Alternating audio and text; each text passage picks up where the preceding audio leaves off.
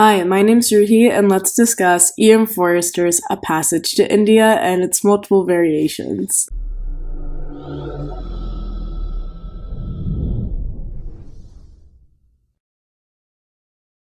Colonialism. What a time in our history when the British Empire ruled majority of the world, including India. In 1924, the book A Passage to India was released by E.M. Forster, and that's considered one of his finest works till date. And it won the James Tate Black Memorial Prize for Fiction. It was set in the 1920s during the British Raj and the Indian independence movement. It has various themes.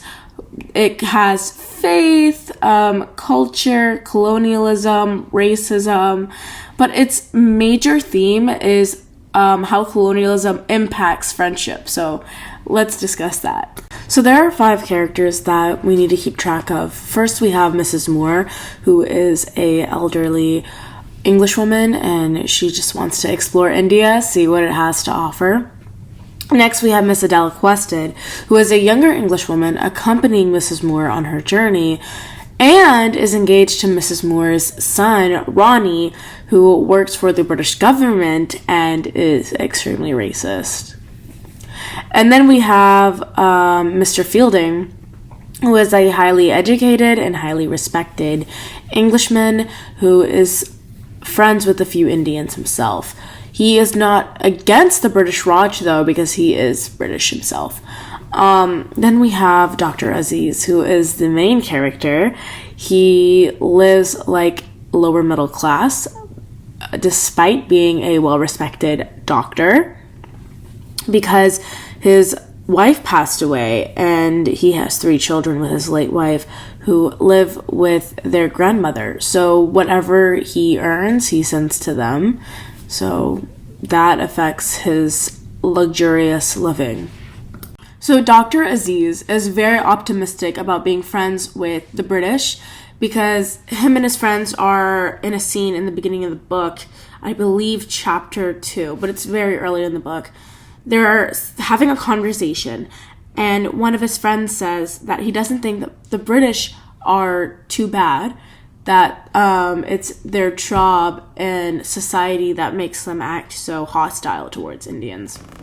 And later on, we're seeing Dr. Aziz at Mr. Fielding's house, and Mr. Fielding's still getting ready, so he tells Dr. Aziz, out of formality, to just make himself at home, and Dr. Aziz is like, "May I really, sir?" And that's basically the start of their friendship. And Mr. Fielding asks Dr. Aziz if he can take Miss Adela Quested and Mrs. Moore on a trip to see the caves. And so he agrees because he had met Mrs. Moore earlier on in a mosque and had a very good experience with her. They vibed together. And so fast forward, they're in the cave, and Miss Adela Quested thinks that she is in the same cave as Dr. Aziz, who was actually in a different cave. She feels something brush up against her, and she jolted. She was so scared. And so she runs outside, and or she tells a servant, and she's like, she basically says that Dr. Aziz made a move on her and harassed her. And so that gets out of hand because, as mentioned, her fiance, Ronnie, sees Indians as nothing. He hates Indians. He sees them as uneducated, disgusting. And so then Dr. Aziz gets incarcerated. And later on, Adela does take back her statement and he is freed.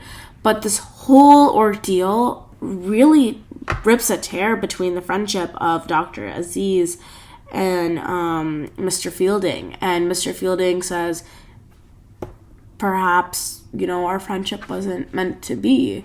But they still establish that they do care about each other. So there have been many variations of A Passage to India throughout time. There has been a play then that play was presented onto Broadway, which was then created into a television show by BBC, which was then turned into a film, and there have been many art pieces about it. So let's dive into that. So Samantha Rama Rao worked with Forster himself to create the play. The play was first staged by Oxford Playhouse in January 1960, and then it went on a short tour with the same cast before it was transferred to Comedy Theatre, which is on London's West End. And Forster actually attended the West End production before he passed away in 1970. After that, the play was transferred onto a Broadway stage with a slightly different cast. The production opened in January of 1962, and it actually played for 109 performances before closing in May. And the play received 2 Tony Award nominations, one for Best Lead Actress for Gladys Cooper, and one for Best Scene Design. So the play was very successful and very iconic.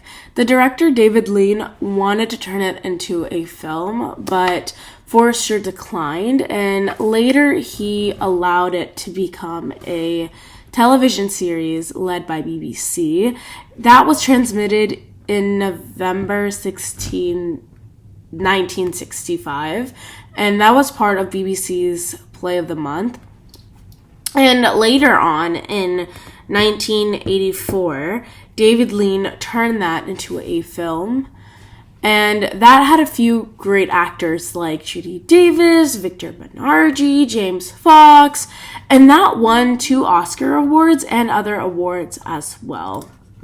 Most films that are adaptations of books tend to lose the essence of the original book, but I don't think that's a situation for the 1984 film adaptation of A Passage to India, because this film, it's certainly not as mystic as the book, but the characters were vivid. Many critics said it was played to near perfection, and it was less mysterious, but it was still so detailed. The setting, the production, and the story was relatively the same. I don't recall any major differences that would change the theme of the book. It was so beautifully conveyed, which is so rare to see in films like this. And I think the reason why they were so intentful with that is because colonialism actually happened. There have probably been many friendships that were torn apart because of colonialism.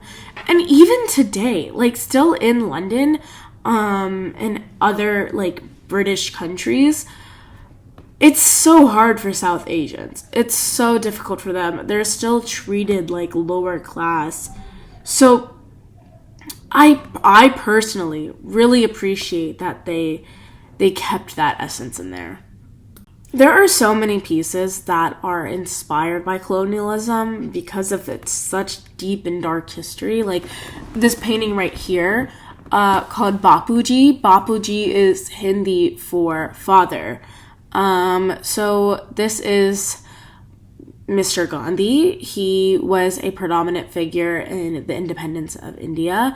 And this picture is a painting from the march, the Dundee Salt March, which was in protest to the British banning the production of salt.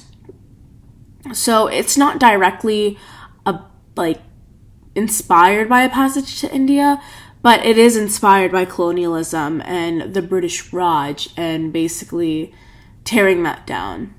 It's about Indian independence, and it's incredibly motivational. I hope you enjoyed this video. Bye!